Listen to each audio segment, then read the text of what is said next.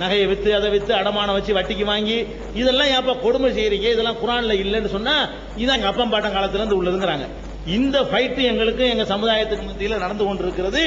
ஆனால் நாங்க ஒரு 25 வருஷத்துக்கு முன்னாடி ஒரு 5 பேர் தான் அன்னைக்கு இருந்தோம். இன்னைக்கு வந்து லட்சோப லட்சம் மக்களை வந்து இறைவனுடைய கிருபையினால் குரான் அடிப்படையில் நபிகள் நாயகம் காட்டுற வழிமுறையில மாற்றி அமைச்சு இன்னைக்கு வந்த கூட்டமே சாட்சியா இருக்கு. பாத்துக்கிறங்க, நீங்க வந்த அளவுக்கு அதே மாதிரி முஸ்லீம்கள் வந்திருக்கிறாங்க. நாங்க ஒரு 20 ஆண்டுக்கு முன்னாடி இதெல்லாம் சொல்லக்கூடிய நேரத்தில் இதெல்லாம் சும்மா சொல்ல மட்டும் ஒரு சொல்றாரு. நாங்க மேடையில சத்தியத்தை சொல்லும் போது அடி வாங்கியிருக்கிறோம். உங்கள்ட்ட இருந்து நாங்க அடி வாங்கல. எங்க வாங்கியிருக்கிறோம்? எங்க சமுதாய மக்களை அடி வாங்கியிருக்கிறோம். எங்க சகோதரர்கள் கொல்லப்பட்டிருக்கிறோம், வெட்டப்பட்டிருக்கிறோம். மேடையில பேசிக்கிட்டு என்ன வந்து வெட்டினாங்க, தலைக்கு வந்து தலப்பாவோட போச்சுங்கிற மாதிரி. அந்த மாதிரி ஒவ்வொருவரும் நாங்கள் பலவிதமான கஷ்டங்களுக்கு மத்தியில இதை எடுத்து சொல்லிக்கிட்டு இருக்கிறோம். இப்ப நீங்க விளங்கிக் கொள்ளணும், ஒரு முஸ்லீம் உண்மையான முஸ்லீம் யார் என்றால் குர்ஆன்ல உள்ளபடி நடக்கிறவன் தான் முஸ்லீம். நாங்க வட்டி வாங்க மாட்டோம், மதுபானம் அருந்த மாட்டோம், வரதட்சணை வாங்க மாட்டோம், தப்பான எந்த ஒரு காரியத்துக்கு நாங்க ஈடுபட மாட்டோம், தீவிரவாதத்தை ஆதரிக்க மாட்டோம், தீமைகளில் பங்கெடுக்க மாட்டோம். இந்த மாதிரியான ஒரு கொள்கை பிடிப்போட நடக்கிறது வந்து இதே மாதிரி இந்து மக்களும் முஸ்லீம் மக்கள் அண்ணன் தம்பியா பழவனுங்கிறதுக்காக வேண்டிய நாங்க என்ன செய்யறோம், அதுக்கு எங்களுடைய லைஃப்ல ஒரு கணிசமான ஒரு பகுதி நாங்க அர்ப்பணிக்கிறோம். இப்ப நீங்க தீர்மானிச்சுக்கணும் யாரு கரெக்டான இஸ்லாத்தில் இருக்கிறாங்க. இறைவன் தான் அது உள்ளத்தில் உள்ள வச்சு தீர்மானிப்பான். வெளிப்படையா தீர்மானிக்கிறதா இருந்தா எது கரெக்டான இஸ்லாம், குர்ஆன் படி நடக்கிறது கரெக்டான இஸ்லாமா, அவங்கவுங்க இஷ்டப்படி நடக்கிறது கரெக்டான இஸ்லாமா, நபிகள் நாயகம் சொன்னதுபடி நடக்கிறது கரெக்டான இஸ்லாமா, அவங்கவுங்க அப்பம்பாட்டம் சொன்னா நடக்கிற இஸ்லாமா, நீங்க தீர்மானிச்சுக்கிறீங்க. அதனால எதிர்க்கிறாங்க. 7 நம்பர் 7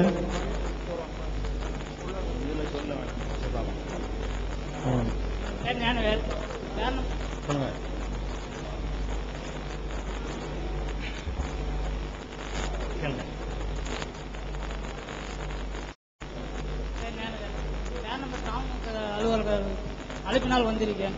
நீங்க சொன்னீங்க எங்க இஸ்லாத்துல மணமகன் தான் மணப்பெண்ணுக்கு வரதட்சணை கொடுத்து கல்யாணம் பண்ணணும்னு சொல்லுங்க. வேற்று மதத்துல ஒத்துக்கிறோங்க, மணம் பொண்ணுதான் மணமகனுக்கு வரதட்சணை கொடுத்து கல்யாணம் பண்ணிட்டு வரோம். ஆகவே உங்க மதத்துல ஒரு பிள்ளைக்கோ பொண்ணுக்கோ கல்யாணம் பண்ணுனா பொண்ணு வந்து மாப்பிள்ளைய பாக்குறது இல்ல, மாப்பிள்ளை பொண்ணா பாக்குறது இல்ல. அப்படி இருக்கும்போது கல்யாணம் முடிஞ்சு சந்திக்க வைக்கிறீங்க. அப்படி இருக்கும்போது அவங்க ஒரு மாசத்துக்கு முன்னே நீங்க கல்யாணம் ஏற்பாடு பண்ணும்போது அந்த மணப்பெண்ணுக்கும் அந்த மணமகனுக்கும் பல கற்பனை இருக்கும். நம்மளுக்கு வரப்போற கணவர் எப்படி இருப்பாரு, அவருக்கு மனைவி எப்படி இருப்பான்னு கற்பனை இருக்கும். ஆகவே அவங்க எதிர்பார்த்த அளவுக்கு அவங்க சந்திக்கும் போது அது விடுபட்டு போச்சுன்னா அவங்க வாழ்நாள் ஃபுல்லா ஃபீலிங்ல இருப்பாங்க. ஆகவே இதுக்கு வந்து அந்த எது ஒரு காரணம்னா அந்த நீங்க கருப்பு கூட அணிறீங்க இல்லையா, அது இஸ்லாத்துல இருக்கா இல்ல நீங்க முன்னோர்கள் செய்த தவிர நீங்க தொடர்ந்து செஞ்சுட்டு வரீங்களா? அப்படி இருக்கும்போது இப்போ நம்ம நெருங்கிய நண்பருக்கே தன்னுடைய மனைவி அடையாளம் காட்ட முடியாது, தன் பெற்றோர்களை அடையாளம் காட்ட முடியாது. அப்படி இருக்கும்போது ஒரு குழந்தை வளருது, அந்த குழந்தைய அவங்களுடைய ஆயா இறந்துட்டாங்கன்னா அந்த குழந்தைக்கு எந்த ஆயா தெரியும்? இப்போ வேற்று மதத்துல பாத்தீங்கன்னு வச்சுக்கலாம், இப்போ அவருடைய ஆயா செத்துச்சுன்னா பக்கத்து தெருவுக்கு ஆயோ அந்த ஆயா கூணு வந்து அவங்க செத்துட்டாங்க தெரியும். இப்போ உங்க மதத்துல எந்த ஆயோ அந்த பையன் அடையாளம் கண்டுக்குவான். அப்படி இருக்கும்போது எங்க ஃப்ரெண்ட்ஸுங்க நிறைய கல்யாணத்துல போயிருக்கேன். அப்படிங்கும்போது எவ்வளவு செலவு பண்ணல கல்யாணம் பண்றாங்க. ஆனா பொண்ணை பார்க்க கேட்டாக்கா என்னன்றாங்க, எங்க பெற்றோருக்கே தெரியும் எங்களுக்கு எப்படிப்பட்ட பொண்ணு பார்க்கணும் பையன் பார்க்கணும்னு. அப்படின்னு அவங்களாம் பெற்றோருக்கு பயப்படுறாங்களா இல்ல வேற்று மதத்துல எங்களை மாதிரி எல்லாம் நாங்களாம் பெற்றோருக்கு அடங்காம எங்க இஷ்டத்துக்கு நாங்க பொண்ணு தேடிக்கிறோமா? இதுதான் சார் என்னுடைய கேள்வி. நல்ல அழகான கேள்வி கேட்கிறாரு. திருமணம் என்பது வந்து காலகாலத்துக்கு நீடிக்கணும் என்பதற்காக செய்யப்படக்கூடிய ஒரு வாழ்க்கை ஒப்பந்தம்.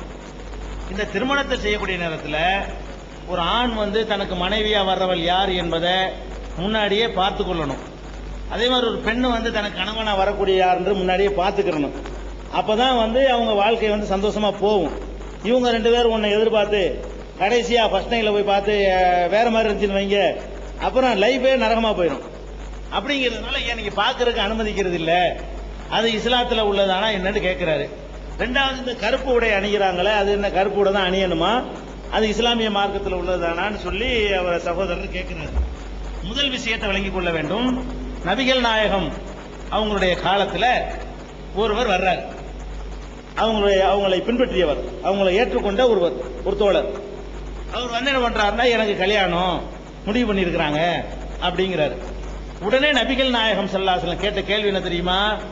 எனக்கு கல்யாணம்னு ஒரு சொன்ன உடனே பொண்ணு யாரு, எத்தனாம் தேதி கல்யாணம், எந்த ஊர்ல வச்சு பண்ண போறீங்க எல்லாம் கேட்கல. முதல் கேள்வி, நீ அவளை பார்த்து விட்டாயா? யார் கேட்கிறா? நபிகள் நாயகத்திட்ட வந்து அவங்க கேட்கறாங்க, கல்யாணத்துக்கு முடிவு பண்ணிட்டு. அப்ப அவர் நபிகள் நாயகம் கேட்கறாங்க, கல்யாணங்கிறியப்பா நீ பொண்ணை பார்த்துட்டியா அப்படிங்கிறாங்க.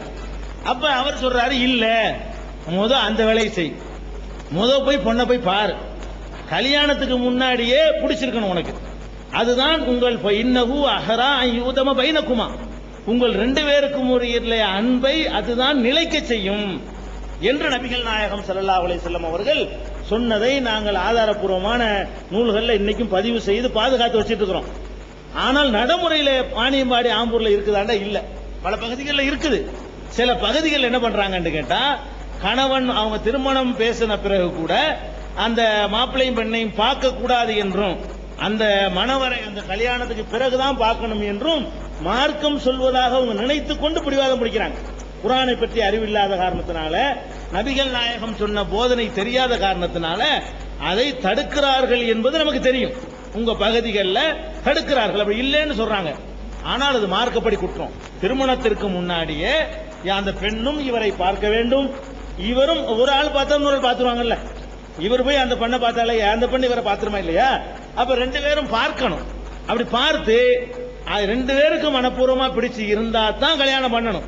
அந்த பொண்ணுக்கு பிடிக்காட்டாலும் வேணான்றலாம், மாப்பிள்ளைக்கு பிடிக்காட்டாலும் வேணான்றலாம். இதை நபிகள் நாயகத்துடைய தீர்ப்புல வழங்குறது.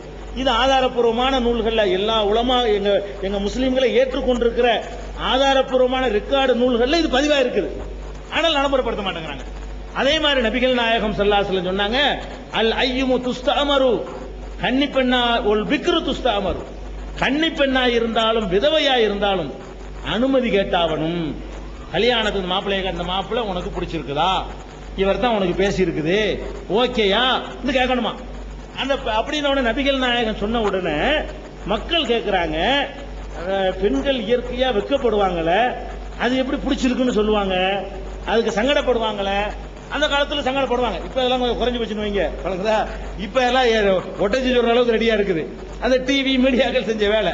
அந்த காலத்துல ரொம்ப கூச்சப்படுவாங்க, ரொம்ப கூச்சப்படுவாங்களே. அப்படின்ற உடனே நபிகள் நாயகம் சொல்றாங்க, இது நுஹா சுமாத்துஹா, மௌனம் தான் சம்மதம். பிடிக்கலன்னு சொல்றது கூச்சம் தேவையில்லை. எனக்கு இவர் பிடிச்சிருக்குன்னு சொல்றது தான் கூச்சமா இருக்கு. எனக்கு வேணாண்டா அது கூச்சம் கிடையாது, அது நெஞ்ச நிமித்தி சொல்லிட்டு போயிடலாம். பிடிச்சிருக்குன்னு சொல்லும் பொழுதுதான் கூச்சம் வரும். சும்மா இருந்துட்டா பிடிச்சிருக்குன்னு அர்த்தம், வேணாண்டு வெளிப்படையா சொல்லிட்டு போ அப்படிங்கிறாங்க. அப்ப பிடிச்சிருக்குதான்னு கேட்கணும்னு சொன்னா என்ன அர்த்தம்? ஏன் பார்த்தா தானே பிடிச்சிருக்குன்னு சொல்ல முடியும். இப்படி கூடி வச்சு பிடிச்சிருக்கான்னு என்ன சொல்லுவீங்க? நான் கையில அப்படி மூடி வச்சுக்கிட்டு இது பிடிச்சிருக்குதா, எது பிடிச்சிருக்குதா, எதுன்னு தெரியல உங்களுக்கு, உள்ள ஒரு பொருளை வச்சிருக்கிறேன், இது பிடிச்சிருக்கான்னா இப்படி காட்டணும், அப்பதான் பிடிச்சிருக்கு இல்லைன்னு நீங்க சொல்ல முடியும். அப்ப அந்த மாதிரி நபிகள் நான் என்ன சொல்றாங்கன்னா, பெண்ணிடத்துல போய் பர்மிஷன் கேளு, எஸ்ன்னா தான் கல்யாணம் பண்ணணும்.